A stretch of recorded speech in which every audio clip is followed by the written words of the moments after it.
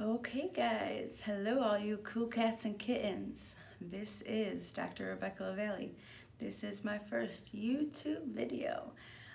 Today, we are going to be talking about ophthalmology for the primary care physician. We're going to be talking about the red eye, the painful eye. What should we do when people come in with these things? Pardon the light. I mean, it's not really the best lighting for my face, but so let's talk. So a patient comes in and they have a red eye. The first thing you're going to do is obviously take a nice history and physical. So in the history, important things to note: do they have, are they a contact lens wearer? Was there trauma? Was there any foreign body? These are important things to note in the physical. Do they have any fever? The other thing to then look at with the physical, many times patients will sign in with eye complaints and they actually have a swollen eyelid. Is this a lid problem or is this an actual eyeball problem? Because those are different, differentials there.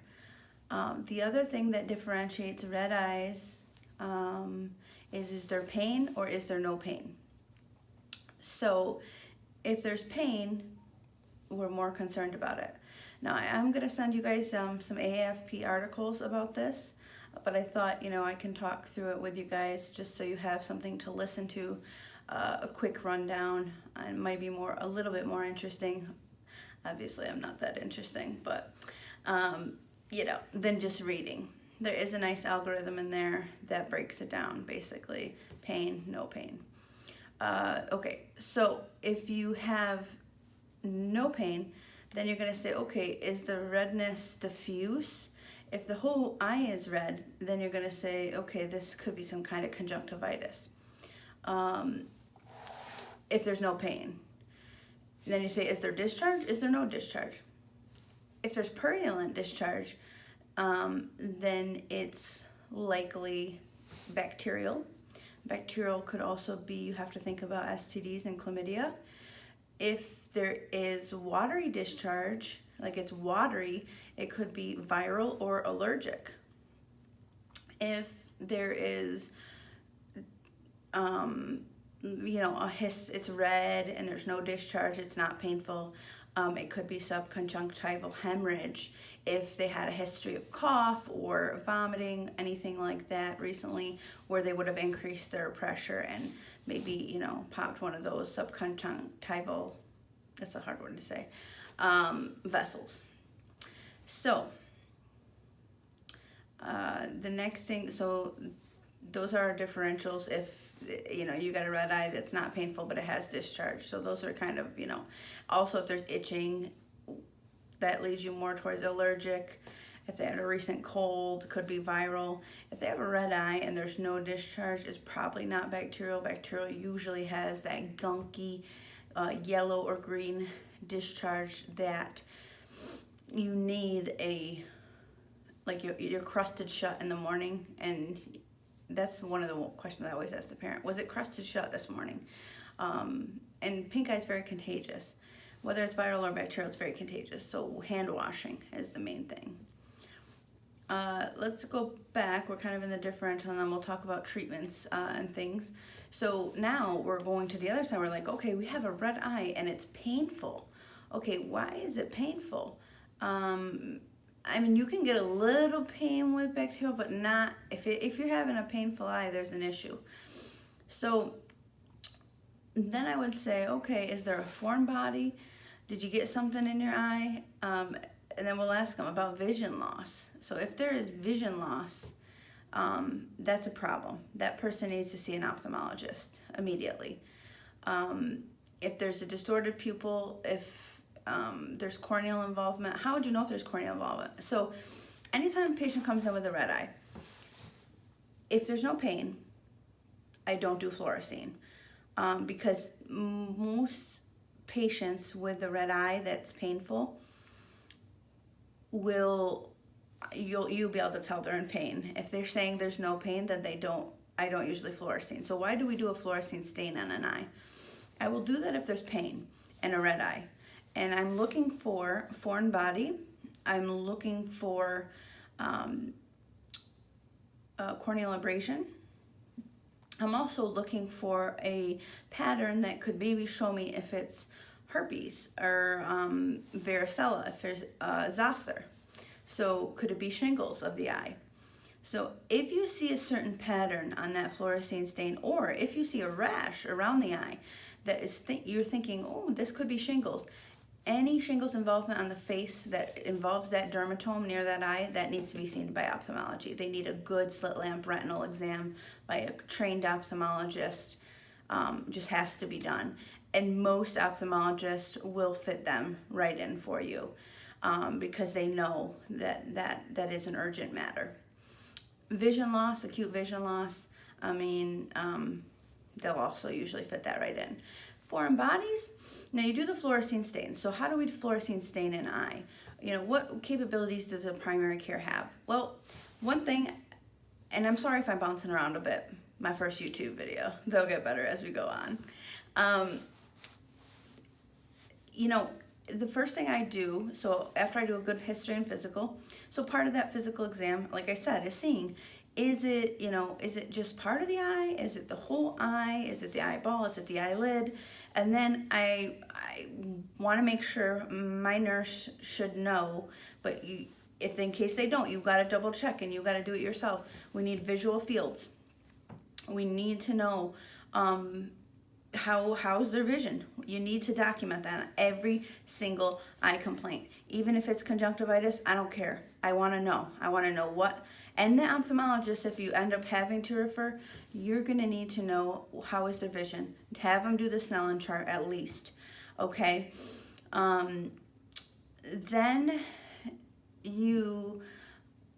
So once you have them do the visual fields, you're going to say, okay, now we have a painful red eye. If history of foreign body, you're definitely going to fluorescein it. How do you do the fluorescein? What you're going to do, depending on what your clinic has the capability to do, I usually would use the tetracaine eye drop as a pain reliever. And what that's going to do for you is it's going to numb the eye. If that numbs the eye and the patient feels better, it's like, okay, probably a corneal abrasion, or is there a foreign body still in there? And if there's no history of foreign body, but maybe a scratch, and they feel better with the numbing agent, you're like, okay, probably corneal abrasion. So you do the tetracaine, give it a minute, patient will feel better. You're like, oh great, I fixed them, but make sure you let them know it's only temporary. And no, I don't send patients home with tetracaine. I don't send patients home with any numbing drops. And the reason for that is I need to know that it's getting better. I need to know that it's getting better without you numbing it. What will happen is they'll continue to numb it. And what if it was a herpes of the eye and we don't know that it's attacking the back of the eye and it's getting worse? So we never send patients home with numbing drops. If that's something that an ophthalmologist wants to do, that's okay. That could be for them. For us, family practice, I would recommend against it. So now we've used the tetracaine, patient's feeling better, but now we got a diet. So usually there'll be a fluorescein eye strip, and you're gonna put that directly on the eye around the conjunctiva, around the cornea, and then we will use the wood lamp. So most clinics, outpatient, don't have a slit lamp. A slit lamp would be great if you had one and knew how to use it. You can look at the back of the eye better. But most clinics have at least a woods lamp. So with a woods lamp, what that will show you, it'll light up the fluorescein. So if you look at the pattern. If it's a linear pattern, it's likely an abrasion. If you can actually see a foreign body, it's lighting up and you can see it, great. In terms of removal of foreign bodies, I will usually use a sterile cotton tip swab with some sterile saline on it, and I will gently try to enlarge the foreign body if I can see it with my eye. And I evert the eyelid, look up there. I've removed several of them with a soft cotton tip swab. If you cannot get it with the cotton tip swab, I mean, can you use a needle? If you feel comfortable doing that, you can. And sometimes, in our area, we live in a small community. Getting into ophthalmology is not always easy. So if you have to and you're rural and you need to use one, then you would use a small needle and try to dislodge like a piece of metal. Without a slit lamp, I don't usually do that, I'll be honest. I just stick with the cotton tip swab if I cannot dislodge it, which sometimes you can, depending how long it's been in there and how deep it's in there. So if you can't get it out, then I would have you refer to ophthalmology, okay? And in the meantime, you could put them on some erythromycin eye ointment just to help to prevent infection while they wait in case it's a day or so to get into ophthalmology. And it's also a little bit soothing for the eye. So that's your fluorescein. So the fluorescein, obviously, if you see you're looking for the foreign body, you're looking for the linear pattern of the abrasion. Corneal abrasion, what do we do for them? A lot of times they will have photophobia with a corneal abrasion. They'll have a history of scratch, like they were itching their eye, or they got a foreign body in it and they think they got it out, they flushed it. Those you can patch for comfort if you want. And you can, I think, be honest, the ABFM or the AAFB, they don't recommend you do any antibiotic ointment because it's not been shown to be helpful. But you can use your clinical judgment. I usually do the erythromycin ointment because I feel like it is lubricating and it is helpful. And I mean, if you think about it, you do have an injury to the eye where you could get infection in there. If they are a contact lens wearer, absolutely I would do the erythromycin ointment, absolutely. Because they are definitely more prone to infection. So that was us talking about abrasions, and that's how we use the Woods lamp. After you use the Woods lamp, if you want, you could flush the eye with saline just to get out the dye, because their eye will be, it looks a little orangish, yellowish for a minute. So you could just flush that out for them, or the tears, it'll come out in a second. So that's how we would use the Woods lamp if we needed to. And any painful red eye, I would always use it. If you see like a almost branching pattern with the fluorescein, then you want to think, okay, is this, herpetic? Is this shingles? Those people, like I said, they need to go to ophthalmology. Absolutely, 100% need to go to ophthalmology. If you see like you're just doing your exam, you see like a hyphema, so you see the cornea is full of blood, or if you see if it's full of pus, okay, those people need to go to ophthalmology for sure. With allergic conjunctivitis, you can see chemosis. Chemosis is the swelling of the conjunctiva. So it looks really scary. Like, I've seen a kid before with it, and I was like, wow, this must be something terrible. But it really was just like an allergy. She had put Play-Doh in her eye, and so the whole white part was all swollen to the point where you're like, what is all this jelly substance in here? But it actually is called chemosis, and it comes down if you use anti-allergics like antihistamines, or even if you have to, a steroid. I don't do steroid drops in the eye. That's up to an ophthalmologist, but I would do a little oral prednisolone if it was a kid and they were having a terrible, only in that case, if you'll see what I mean. That's a terrible allergic reaction type thing. But with the eyes, like she had put the Play-Doh all over her eyes. Okay, so now to treatment. So main things we're gonna see are the conjunctivitis, corneal abrasions, but we have to know when they're more serious. The times when it's very serious is a rash around the eye. If you see vision loss, these are the times when I would, if you're worried about glaucoma, how would you know? So most outpatient things, we don't have that tonography, which is like a tonometer, which can do the pressure in the eye. If you can afford it and you have it in your clinic, it's great, because if you can rule out glaucoma, that's great. But usually they'll have pain and vision loss. So those people, if you ever suspect that, obviously you want to send them right to ophthalmology. Chemical burns, those need to go to ophthalmology. We need to see how deep those are. If they flushed it out and they feel better, fine. But if they're still having pain, severe pain, I would not hesitate to send to the ophthalmologist. But most of the complaints that we have, we can handle. And those are either, conjunctivitis of all types. Patients are always complaining about it. They always think it's pink eye. The school nurses sent home, they think it's pink eye. The daycare sent home, they think it's pink eye. And it's our job to say, hey, what type of pink eye is this? And is it contagious? Do they need to be out of school? If it's true bacterial pink eye, I do, put them on antibiotic drops or ointment. I find the AAFP says all the antibiotic drops are equal. So you can pick and choose as you like. I do find erythromycin covers better bugs and is very cheap and covered by Fidelis. It's covered by most insurances. And it covers the bugs for contact lens. So I like that for contact lens wearers. I also like it for young kids. So getting young kids to do eye drops in their eye is very difficult at times. I'll do whatever the parent wants. If the parent preference is drops, we can do drops. We have, ciprofloxacin, ofloxacin.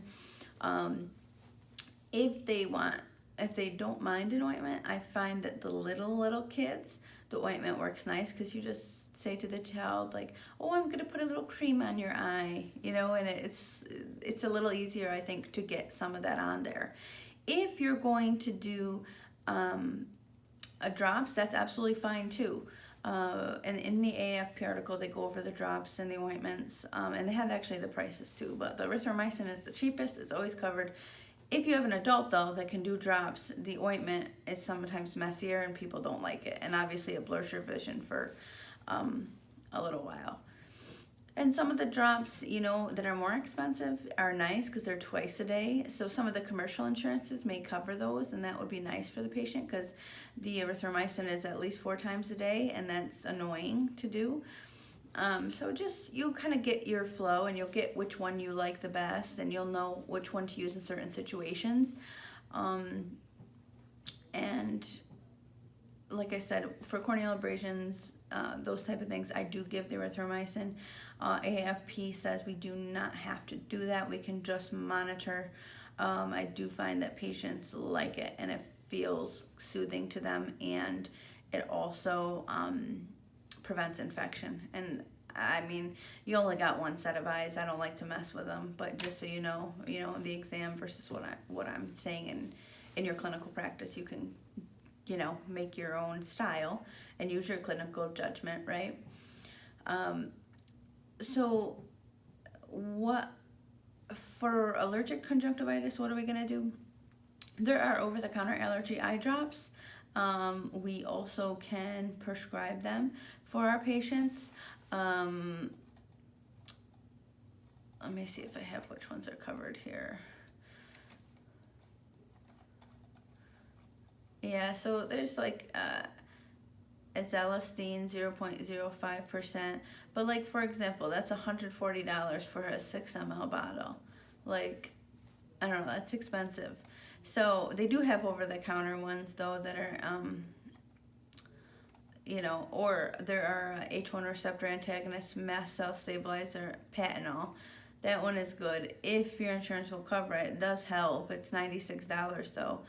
I mean, these are costs without insurance. So I'm just saying, you may have trouble getting some of these covered for our patients, but we could definitely try.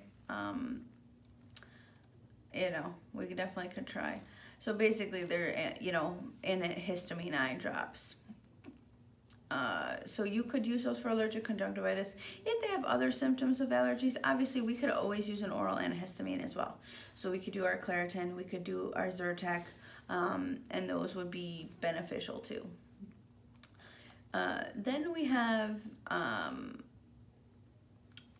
if dry eye, people complain of dry eye, obviously we think of the Sika syndrome. Obviously we want to make sure, is it just dry eye?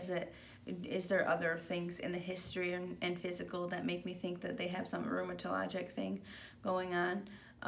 But the treatment for that is really artificial tears, a lubricant. There have been shown that systemic omega-3 fatty acids orally actually help that. So that's something they could do, and that's actually, recommended, and which is, a different thing you may not realize. The other thing is like Restasis. If you can get it covered, that may increase tear production. Side effect of Restasis is longer eyelashes, which just as an FYI, so some people might want it for that. And so long sometimes that you actually have to clip them because they can get in the eye and cause abrasions and things. I've actually seen that happen. So the corneal abrasion, we talked about the treatment. Some conjunctival hemorrhage resolves on its own. That should be painless, and it's usually just the blood resorbs. If you have episcleritis, which is basically like an inflammation in just one part of the eye, so if you, like in the superficial layer of the episclera, so you wouldn't see a whole red eye, you would just see an area of red, and that's usually not painless. You could use artificial tears for that. You could use topical NSAIDs, but I don't usually do those. I would just do, self-limiting. It's usually up to 3 weeks. Let's see. The other thing I want to touch on, so we've talked about the eye itself, how we treat those conditions of the eye. Now, what about if they're having actually eyelid swelling? So that's also a super common complaint. A lot of times they'll sign in red eye. But actually what they're explaining is an eyelid issue. So you have those issues like, styes, chalazion. So what do we do for those? We're going to do warm compress, okay? Warm compress, massage, blepharitis. So if they have this chronic inflammation of the lid margins, we can do, you could do wash with like a baby shampoo, a no tears baby shampoo, and a lot of, massage, warm compress. For those people with blepharitis or styes, things that don't go away, you definitely can do an antibiotic drop. Azithromycin eye drops work well for that, or the erythromycin, like I said, the ointment, that works well as well. If they're not going away. Of course, you want to just try without them first. You want to say, listen, let's do some warm compresses. Let's do some, massage with the No Tears baby shampoo. Let's see if we can get this, to go away. If you can't, then your next step would be those topical antibiotics. Then from there, there are times with chronic blepharitis where that chronic inflammation or the stye that just won't go away, where you do want to use an oral antibiotic. And those usually I would go for doxycycline, that would be your first line, or a tetracycline. Those usually cover for 10 to 14 days. Those will cover the eyelid well. So those are the things I wanted to talk about in terms of that. The other thing I would talk about, so the main issue with the eyelid is cellulitis, right? So we have the preseptal cellulitis, or preorbital cellulitis, and then we have orbital cellulitis. I think those, septal and orbital, they use those kind of interchangeably, but basically it's pre or it's straight orbital. So how do we know the difference between preseptal cellulitis and cellulitis, septal cellulitis or orbital cellulitis? The difference that I have found is the pain with eye movements right? So if you have a true orbital cellulitis, it's involving those muscles of the eye. So when that patient moves their eyes around, they're going to have pain. And if you have this huge red area around the eye, the eyelid's all swollen, all around is all red and swollen, like almost swollen shut, and they have pain with eye movement, then they need to have, I mean, usually I would refer them to the emergency room. If you can get them into an ophthalmologist, fine, but really they're going to need imaging. So they need a CAT scan to see how, can you get a outpatient CAT scan? Sure, you could. And if there's orbital cellulitis, then they're going to need to go inpatient though anyway. If they have preseptal cellulitis, so it is not involving the orbit itself yet, then we can try oral antibiotics as an outpatient, and we can see, hey, can we keep this patient out of the hospital? So let's try some antibiotics. The other thing you'll find a lot is kids, right? So they'll present with like this huge swollen eyelid like this in the summer, and the mom's like, hey, they got bit by a bug. And they can. So some kids have this huge reaction to like a mosquito bite. So if they have this bite and it's all swollen, it's not painful. That's the difference, right? So if it's a reaction to a bug bite, it's not painful. If it's red and painful, that's an infection. Okay, that's how I can tell the difference. So what do I do? Because it's a big, huge difference. It's like, do you give them a little bit of Benadryl, or do you need to use an antibiotic? And we don't want to use antibiotics in kids if we don't have to. Because if you're thinking a preseptal cellulitis, you need to use an oral antibiotic. So it's a fine line. So if they, just got bit by a bug, you think, and it looks like a big reaction to a mosquito bite, try some Benadryl. See if it goes down. The swelling should come down. If it's not responding to Benadryl, it's a real terrible allergic type reaction, you can do a little bit of prednisolone, or if it's a adult, a little bit of prednisone for 5 days. But if you see it's red and painful, then you got to worry more about infection than an actual reaction to a bug bite. As patients like to blame everything on bugs. It's always bug bites. It's a spider bite. It's not a spider. It's probably some other bug. Anyway, sorry. Side note. Okay, so I think I covered most of the ophthalmology stuff that I wanted. Like I said, if I did forget anything that obviously if you want to know anything more, I can always do more videos so you can see my face again. But if not, I will sign off and complete my first YouTube video. And if you like it, you can comment or hit subscribe. Is that what I'm supposed to say? Anyway, I'm going to send you the AAFP articles that kind of accompany the eye. And hopefully this will help out in terms of ophthalmology and knowing what to do for eye complaints at your clinic, and also when to refer to the eye doctor. They're very busy. When should we really refer to them? And side note, all diabetics need an annual eye exam. I think you guys know that, but just side note, those are also people that I like to have see the eye doctor. Okay, bye guys. Thanks for listening.